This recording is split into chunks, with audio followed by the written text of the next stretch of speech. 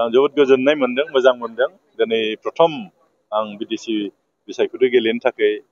आं नमिनेशन पेपारखौ दिनै डिसि अफिसाव साबमिट खालामबाय आरो दिनै बे नमिनेशन पेपार होनो फैनायाव जाबायदि रायजो राजाफ्रा लोब लोब ओंखारबोबाय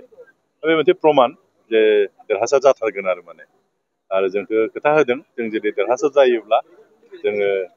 जिखिनि समस्याफोर दङ बे समस्याफोरखौ सुफुंनो थाखाय जों नाजागोन आरो सिगाङाव जेरैहाय हाग्रामा महिला दैदेननायाव बिटिसि ओनसोलाव गोबां जौगानाय खामानि मावदोंमोन गुबुन गुबुन जाथि जनगोष्ठीनि गेजेराव मोनसे खौसेथिखौ लाबोदोंमोन बेबायदिनो जों फैबाय थानाय समाव जिखिनि जौगानाय खामानि मावनो दङ बेखौ मावगोन आरो जोंनि गेजेराव गोजोन मोनसे थासारि जों लाबोगोन बिनि अनगायैबो जोंहा मोनबा जोङो मोनसे माबा होदों गेरेन्टि होदों जेरैहाय रायजो राजानो हा हु होनाय जों बेखौबो खालामगोन जोंहा आनएमप्लय इयुथफोर बहुत दङ बिथांमोननि संस्थाफोरनि थाखायबो जोङो बोसोराव 100 कोटी थाखा जों बाजेटाव लाखिगोन महिला सेल्फ हेल्प ग्रुपनि थाखायबो जों खामानि मावगोन स्ट्रीट भेन्डर जायखौ बुङो लामा जिङाव दखान होनाय बाजाराव दखान होनाय बिथांमोननोबो जों रां अनसुंथाइ होगोन बेनि अनगायैबो जोंहा बोराय बुरै मानसिफोरनोबो जोङो बृद्ध पेन्सन होनायनि जों मोनसे हिदानथ' लादों आरो बेबायदिनो जोङो खामानि मावलांनो जों हिदानथ' लादों आरो दिनैनि तारिखाव डिपुटि चिफ गबिन्द बसुमतारी जेबो फेक्टर नंलिया दिनै रायजो राजाफोरा बेखौ सिनायनो बाखि गैलिया दा बेखायनो गामियावनो हाबनो हायाखैना बियो बोरै देरहागोन बेलाय बेथ' 3 नम्बरावबो थागोन ना थाया माहाथ' सन्देह दङ जेरावबो हाबनो हाया बियो दा सेस्था खालामदों थाखा फैसाजों बायनो थाखाय खारन बे 5 बोसोराव थाखा फैसासो खामायदों मोनसेबोथ' मोजां खामानि मावनो हायाखै दिनैनि तारिखाव बिथाङा देखायनो हाया नैबे लामाखौ आं मावनायमोन ओरैनानै माबा गामिनि फिसा लामा मावनो हागौ सेन्ट गेबेल गारदों मोनसेबो पार्मानेन्ट खामानि मावाखै बिथांमोना बे माखौ लानानै बाथ्रा बुंनाय बेलाय मा इसुखौ लानानै रायजो राजानो थांनो बेलाय हाया बियो दा बेखायनो फिसा फिसौ माहाबा सेल्फ हेल्प ग्रुपफोरनो रायजो राजाफोरनो मन्दिरफ्राव फैसा होलाबायदों महिला सेल्फ हेल्प ग्रुपनो माहाबा सियार टेबोल रानलाबायदोंमोन प्रेसार कुकार रानलाबायदोंमोन रायजोखौ बिदि थगायनो हायो दिनैनि तारिखाव रायजो राजा बुजिखाबाय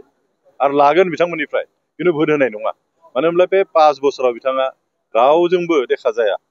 सोरबा लोगो हमथांबा रायलाया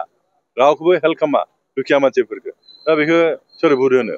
खामानिथ' मावखायाखैयानो गावनि सार्थनि थाखायसो बिथाङा खामानि मावनाय आरो बेखायनो बिथांनि सायाव बिसासा गैखाला बिथाङा भोट मोनखाया एसे एनै मोननो हागौ 2-3 हाजार गावनि माखासे जायफोरा बिनिफ्राय टिका मोननाय बिथांमोना होनो हागौ खिन्थु रायजो हिसाबै रायजोनिफ्राय बे भोट मोना बिजेपिया माने सेकेन्ड पजिशनाव फैगोन बिजेपिया खिन्थु कन्टेस्ट नङा बियो मानो होनब्ला बिजेपिनि बिजाथियाबो बिराद थाखा फैसा दङ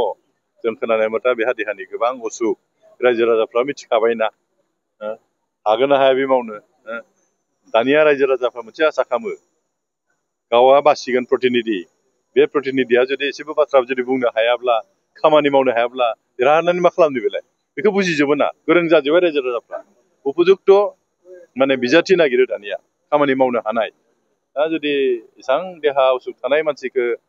होयोब्ला भबिष्यत मा जागोन बेखौथ' रायजो राजा मिथिखागौ ना आंथ' दुखु मोनदों बिथाङा आसलते आं बुंबाथ' गाज्रि जागोन गिनासो बुंदोंलै बियो होनना बुंगोन खिन्थु एसेबां थाखा फैसा दं गथ' गथाय दं बिथाङा एसेबां देहा असुख बेखौ लानानै बिथाङा गेलेनो नागिरदों इसोरा गाज्रि दा खालामथों मोजां मोजां थांथों समफोरा खिन्थु बिथाङाबो देरहाया नोंथाङा जेरैबायदि गबिन्द बसुमतारी बुंदों बिथाङाबो नोंथांनि हेंथायै बुंदों जे 20 बोसोर गोहोआव थानाय समाव बिथाङा जेबो मावनो हायाखिसै बे जाम्बा नुवाखै बियो मा मावदों उदालगुरि टाउनावलाय बे लामाखौ नुवाखै खालामना बुंदों दैनि जगान मन्थ्रि जानानै दै लोंहोनो हायाखै सा ओनसोलाव दै स्किमफोरखौ नुवाखै बियो माबा मोनसे पाम्प गाज्रि जानायखौ मानोथो मोनसेबो खालामना होनो हायासैलाय 5 बोसोरावलाय भैरबकुन्द समस्तियाव लोंनाय दै गैयामोन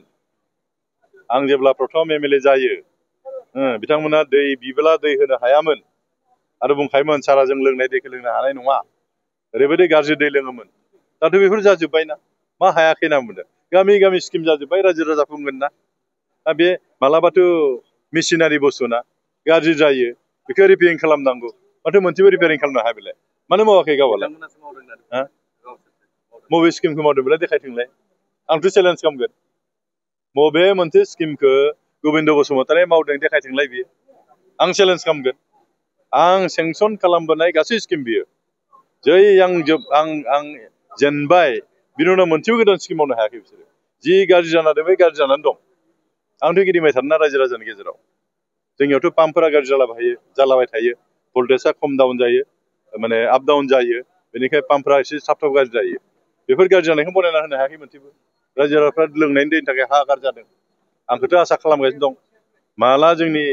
एमसिएलए जाना फैयो माला जोंनि एमएलए जाना फैयो सार थाबासो जोंहा बिराद थाब थाब समस्या जायोमोन माबा मोनसे नांगौबानो थाब थाब मोनोमोन ओरैनो बुंगासिनो दंना थांथोंलाय बियो रायजोफोरनियाव बुंहैथोंलाय बेखौ हायोब्ला मानो हायाखै गामियाव हाबनोलाय बेलाय माखौ गिदों बेलाय जानला मानला बखिलाबायदो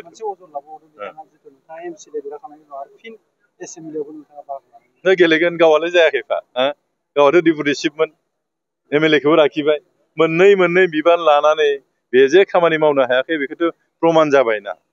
एमएलए हिसाबै हायाखै दे डिपुटि चिफ हिसाबै बिराद क्षमता मोनदोंमोन ना बियो मानो मोनसेबो मोजां लामा बानायनो हायाखै मानो मोनसेबो दालां बानायनो हायाखै मानो मोनसेबो स्कुलल' मोजां मोननो हायासै बेलाय बेसोना रायजोफ्राथ' सोंगासिनो दं सेल्फ हेल्प ग्रुपफोरनो फैसा होगोन होनना बुंदोंमोन न'खर साख्रि होगोन होनना बुंदों सोरनो होखो बुंदोंलाय हायोब्ला दा बेनो प्रमान आरो बिथाङा इतिमধ্যे भैरबकुन्द समस्तिनि रायजो राजाफ्रा बिथांखौ रिजेक्ट खालामखाबाय बिथाङा जेनखागोन थार्ड फर्थ पजिशनावसो थागोन बियो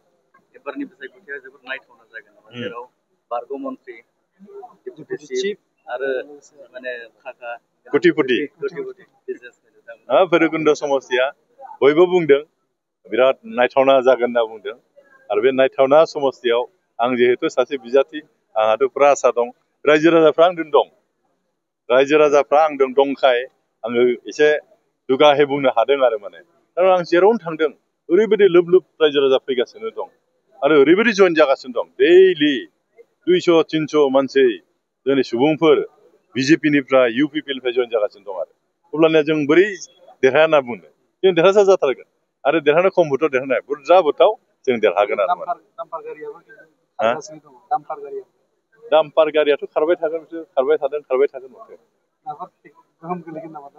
जेबो गोहोम गैलिया बिसोरखौथ' मिथिखाजोब्बायना सोर गेलेहोदों बेखौ बुजिनो बाखि गैलिया देरहानायनि थाखाय गेलेयाखै फेजेननोसो गेलेदोंना रायजो राजाफ्रा इतिमধ্যे स्पष्टखा रायजो राजाफ्रा गोरोंखा बुजिनो गोरोंखा दिनैनि तारिखाव रावबो जाम्बा जाम्बि गैलिया बिसोर जे देरहानो गेलेयाखै बे एकदम स्पष्ट क्लियार जाखाबाय सोरखौबा देरहानो होनोसो बिथांमोना गेलेदों बे एकदम स्पष्टखा थगायनो हाया रायजो राजाखौ गोदोनि इलेक्सनफ्रा आलदामोन एबारनि इलेक्सना बिराद माने आलदा जोंहा बिटिसिखौ बासायथारनांगौ बिटिसिखौ जों ओरैनो मोनाखै बिटिसिखौ जों आन्दलन खालामनो मोननाय गतिके बे सनानि बिटिसिखौ जोङो बासायनो थाखाय दिनैनि बिटिसि ओनसोलनि रायजो राजाफ्रा साग्रिद जाखाबाय खालि इलेक्सनखौसो नेबाय थादों इलेक्सन फैबानोखि इलेक्सननि उनाव हाग्रामा महिलारिया बिटिसिनि चिफ जाखाबाय एकदम खोथा थिगानो दंना